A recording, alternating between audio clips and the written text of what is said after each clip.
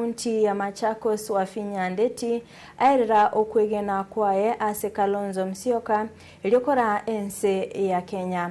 Nanyana boni go abolia ba Kenya komwa amagoro ase obochori bole bosyo elinde ko enyorera obobwe.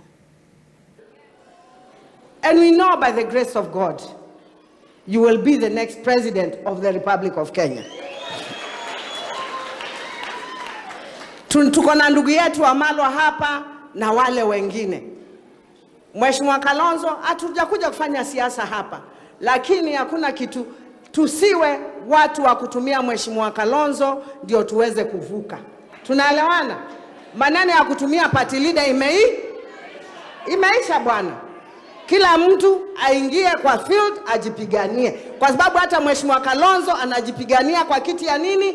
Ya president. Our focus is one and our focus is you. And we wish you God's blessings, kwa sababu tunajua kusema kweli wewe ni mweupe kama pamba.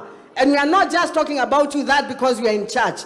His Excellency, we have seen people trying to say things about you, but at the end of the day, you have proved them wrong. Simama na sisi tutasimama na nyinyi. Kwa hivyo kuna waheshimiwa wengine walikuwa wamekuja hapa